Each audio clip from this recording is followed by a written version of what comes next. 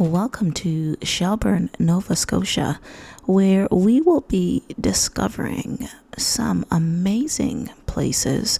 It is just about that time.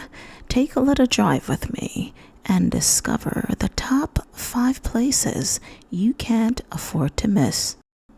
Pause a moment and get yourself a checklist because we are starting with number 5 on the places you can't afford to miss.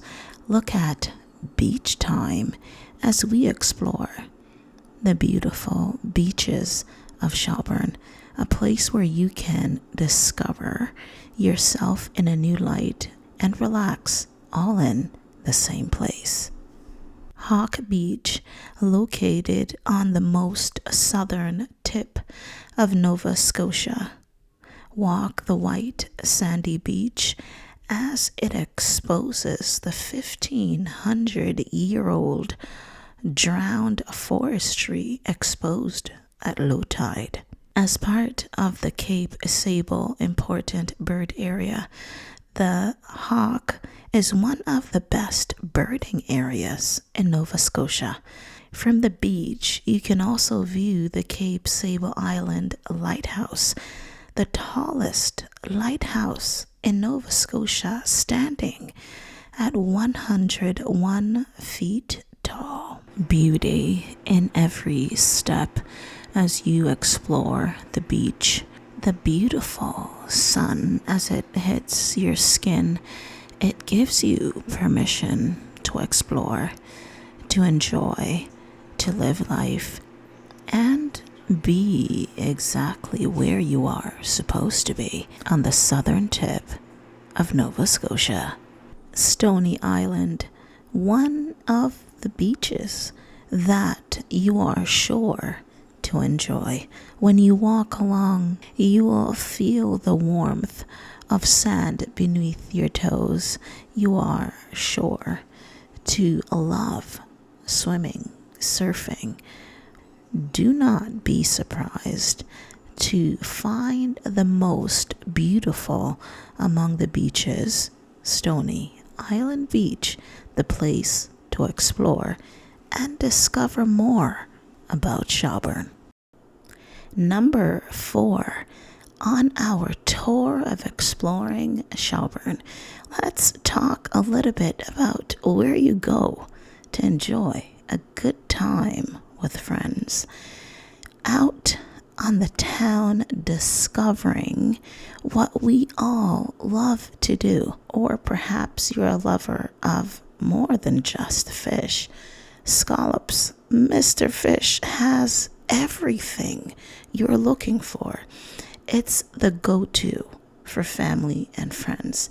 It is the place to discover the art of seafood at its very best. 104 King Street in Shelburne has dining for you and your friends whenever you need it most. Let's discover the luxury of finding seafood at its best.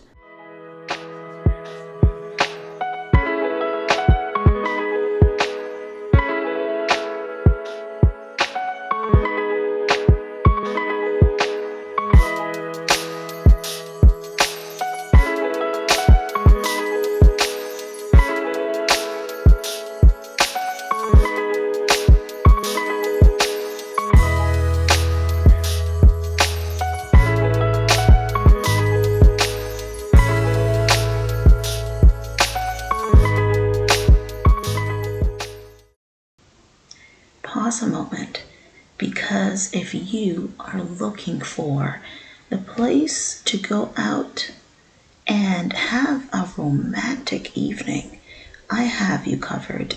13 Charlotte Lane, the place to explore Shelburne on a different level. It has impeccable food. You are sure to want your significant other to sit, romanticize, and not only look out at the ocean view while you enjoy the amazing dinner you are about to have, but you will experience impeccable service. The presentation on whatever you decide to choose from their menu is guaranteed to impress you. Enjoy a good fish with a side salad, and you will never visit anywhere else when you want to sit, enjoy, have a good drink out with family and friends, and experience Shelburne at its very best. Charlotte's Lane.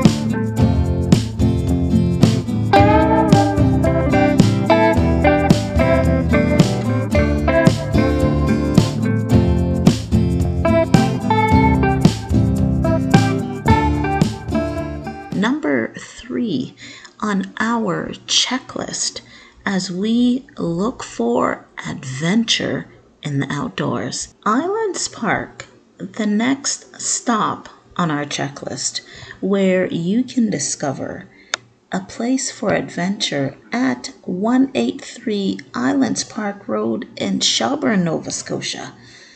This is the place you cannot give up for anything this summer. Wheelchair accessibility, a shower area, a place where you can set up camp. Also, if you have an RV, there is a dump station that you can utilize while at Islands Park. Discover a little bit more about Shelburne by spending quality family time on the water.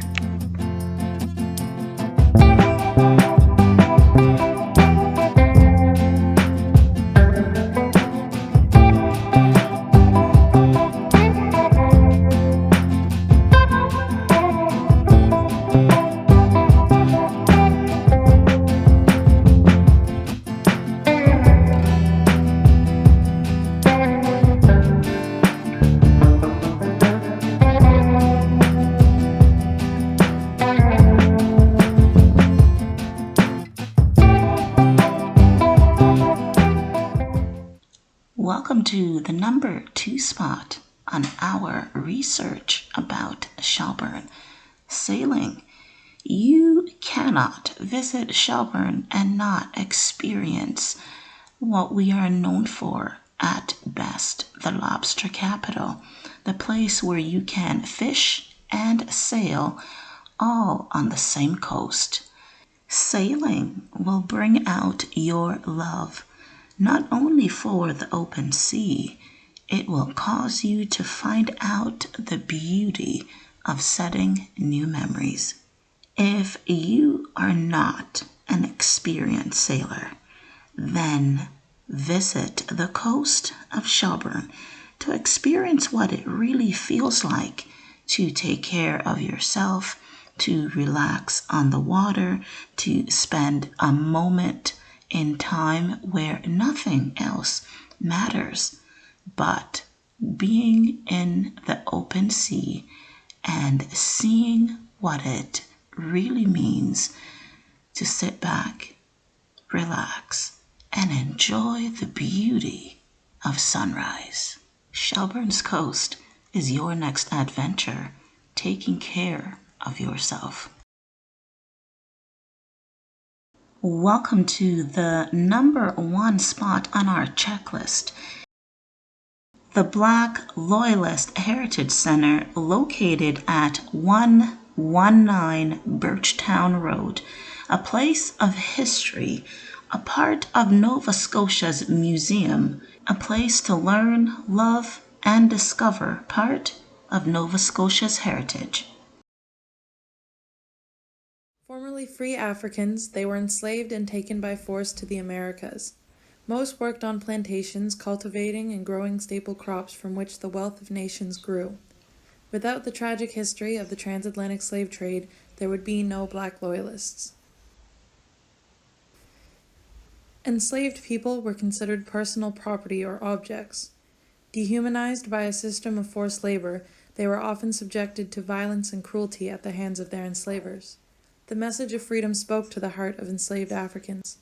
It would be the British, however, desperate to teach the American rebels a lesson, who would offer freedom at a cost. Desert your masters, fight for the British king, and you would have your freedom. Black Loyalists participated in the war in various ways.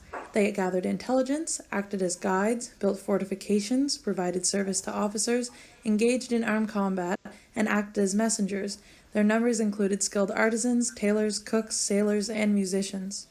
New York was the last British stronghold to the north during the war. Here gathered Loyalists, both black and white, who could no longer stay in the newly formed United States. For our Black Loyalist ancestors, this was a time of fear and uncertainty. American enslavers were entering New York to claim those they had previously enslaved. Over 2,800 Black Loyalists, their names recorded in the Book of Negroes, would depart from New York for Nova Scotia and other parts of the world. A large group of our Black Loyalist ancestors landed at Port Roseway, soon after renamed Shelburne, at the southwest corner of Nova Scotia. Most of our ancestors lived in a community of their own called Birchtown. Located about 5 kilometers northwest of Shelburne, Birchtown was the population of Birchtown shrank with the migration to Sierra Leone. Even so, those who remained formed the basis of the Black Nova Scotian population of today. Employment in the nearby town of Shelburne led many families to relocate in later years. Birchtown remained a small rural community of a few hundred who practiced farming, fishing, and forestry.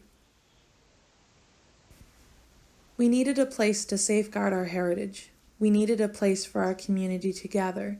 We needed a place where our visitors are welcome and where they can learn about our stories. It was a long time coming, but through the hard work and dedication of many supporters, we finally have a place of our own. It is a proud symbol of struggle by Black people everywhere for justice and dignity. The place to discover more about heritage, history, change, and so much more. Welcome to the municipality of Shelburne.